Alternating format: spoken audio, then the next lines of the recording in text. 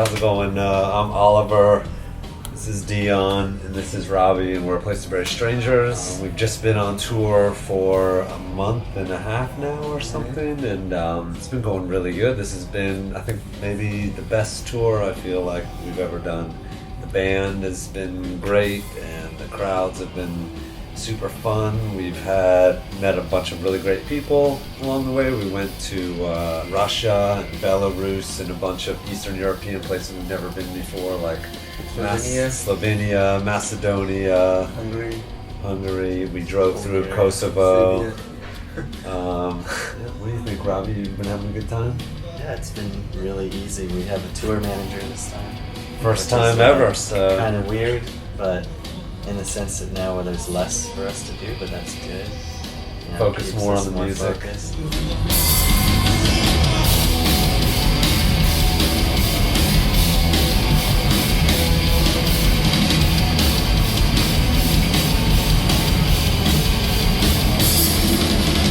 So right now we're working on a new record. We started it in March, and we've just kind of been starting to kind of write at that time and trying to write this record as much as a whole band.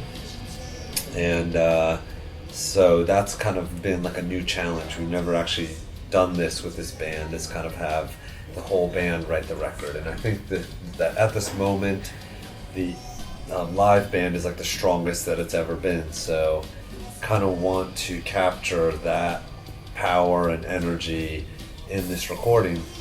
So we've started doing that. We've written tons and tons of songs. I don't know how many songs, like 30 or so songs, but we're probably not going to use many of them for this record because we always sort of like throw away anything which, at least, you know, I don't know, if I don't think that it sounds like something that I would really want to listen to, and even still by the time the record comes out, then it doesn't really ever get released on anything. So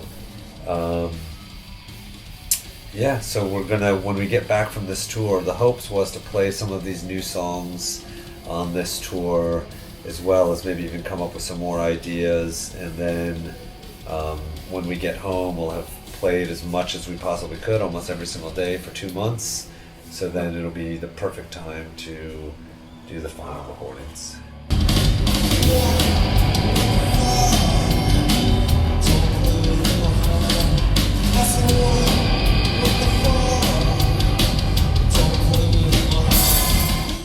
We needed a drummer for this tour that we had coming up, and we really had exhausted our possibilities. We'd tried everyone we possibly could, and just as sort of a gag, we had this song that's at like 260 BPM or something like that, and it's like really fast. And apparently like the drummer from Slayer or something like that can only play at like 245 or something. So we just always thought this was impossible. And of all the people who would always try out, we would throw them this song to just be like, you know, hey, can you play this song? You know, let's see what you can do. Because we recorded it with a drum machine, because nobody can play that fast. And we showed it to Robbie, and he just played it that fast. And so we were like, damn, or at least I was like, holy smokes, that's insane.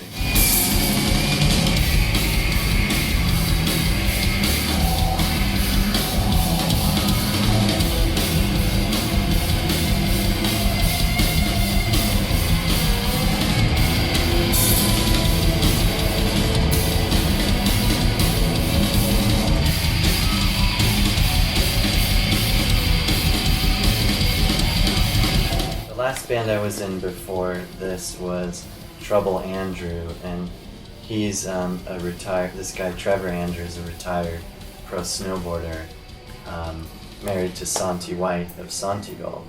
And it's kind of similar to that, but a little more skate rock-ish. But it's playing along to backing tracks, you know, and not so much my thing, you know. It was fun, and I enjoyed it, and the people were really cool, and I kind of knew Trevor from snowboarding back in the day and stuff. And I like listening to the stuff too, but I felt kind of trapped and not challenged musically or physically, which is part of why I really love this band. So I quit the band, I moved to Seattle, but I was only there a month before I started playing with these guys. But this has been probably the biggest challenge, physically, mentally, emotionally, and skill-wise to playing with them, because the guitars and bass are really, really loud, and I can't just turn a knob and to make my drums louder, So it's been physically just exhausting, but in a good way. We're gonna break them. Before I was, they have already broken me once. Yeah. I got tendonitis in my wrist. We're gonna break them again.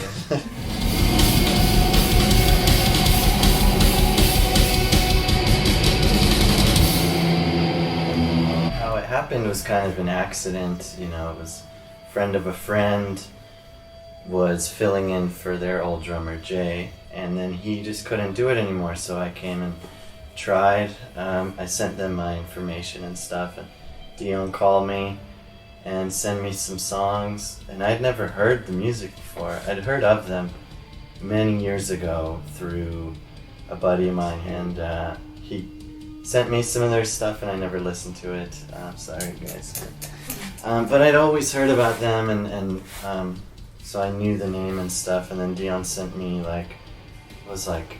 probably 15 songs or something, and he's like, oh yeah, just, choose some or whatever, and I didn't really learn any of them. But so I went one day and we jammed on a few songs, and then they're like, oh yeah, okay, we're gonna try out some other people and we'll get back to you. So I was thinking, oh man, that's it, fuck, I'm not getting it.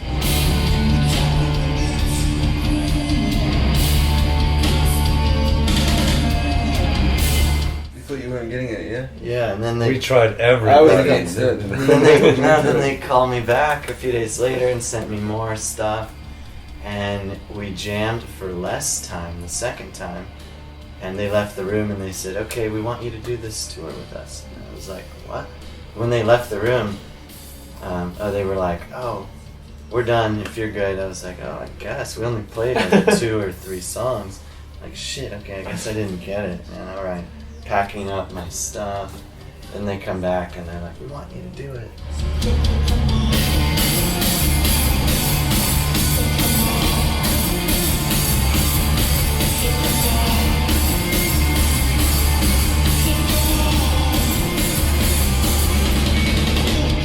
We're with Dead Oceans, which is this label where the head of Dead Oceans is based in Austin, Texas. And they're part of this trifecta of labels, Secretly Canadian and Jaguar, Dead Oceans. And they're just, I really love Mute, and it was great being on Mute, but EMI went bankrupt for about a day, and that enabled all of their contracts to run out. So they didn't have any of their contracts. So we were able to not break our contract because there was no contract. And even though Mute asked us to sign again, we just decided to try something else, because why not? So Dead Oceans is this really awesome label, which is kind of a little bit more our kind of label, where they sort of just do everything themselves in-house and are really all about music and really hands-on, and it seemed like a good idea. And they, as well as Mute, they give us the freedom to do whatever we want, including the artwork for the record.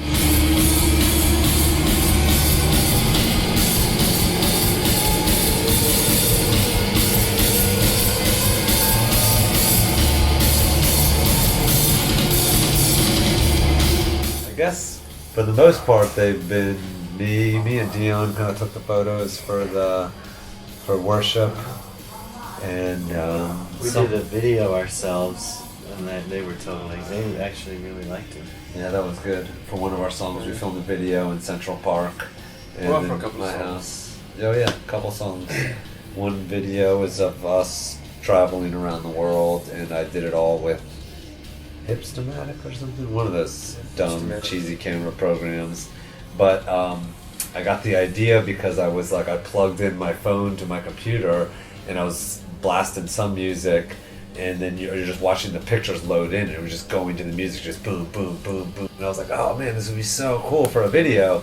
So then I just figured take one of the most accessible, programs on a phone or something at that time and turn that into the video. So it's got even footage of when we were here 2 or 3 years ago, we played in this exact same club and our van got stolen. And so there's the footage of us on that tour, which was this crazy spiraling dive down into insanity of a tour where we almost all died or whatever. But that was really fun. And so there's photos of that. That was awesome. And it was just kind of cool. There's sort of photos of kind of our journeys through about a year's worth of time right before Worship or the EP came out in 2012.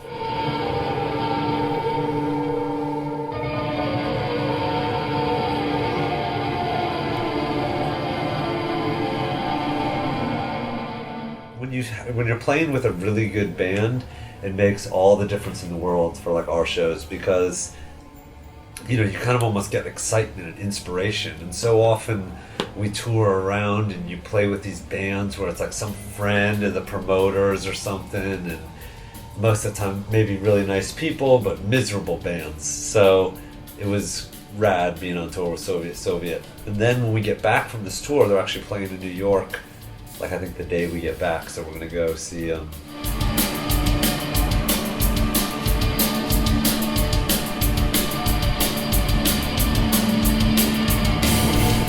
I've been listening to a lot of different music on this tour.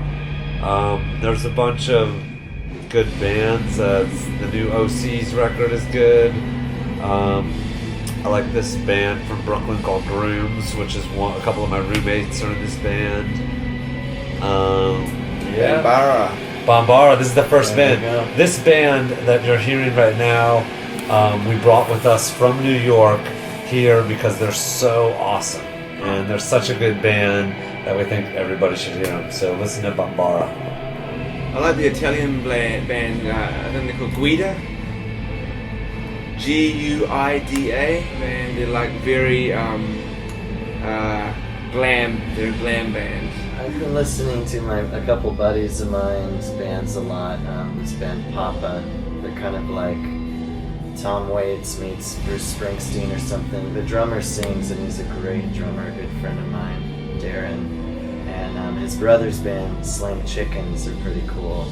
Kind of like country, punk rocky sort of band. But also I've been lately trying to listen to stuff I wouldn't listen to for inspiration for writing the record. JT. I got this 20 greatest country hits or something I found on the street right before tour. Been listening to some really old country music and some big band Count Basie stuff. I love old country. Just to hear something else.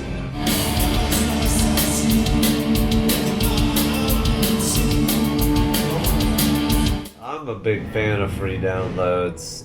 I don't know, a lot of people aren't or something, but I feel like music is not about making money. It's about sharing expression, and art should be free for people to look at, and music should be free for people to listen to if they want to. There is it's nice to support the arts, but if you can't support it, or you don't if you're not if you can't afford to do these things, you shouldn't have to pay big amounts of money to be able to go to cool underground events and be able to listen to music. And there's lots of stuff that maybe I wouldn't buy, which I'll download illegally or for free, and then if I really like it, I'll want to own the vinyl or something that I want to really listen to something. So being someone who's poor, it's nice to be able to check out artists even from all over the world from the internet and stuff. I mean, now people kind of cloud all of these free downloads with all this promotional bullshit all over the place, and so it's kind of annoying, but it's still, there's the possibility for some band who was just people who were just trying really hard, you know, and making something truly awesome and beautiful to be heard by anyone. So I'm a big fan.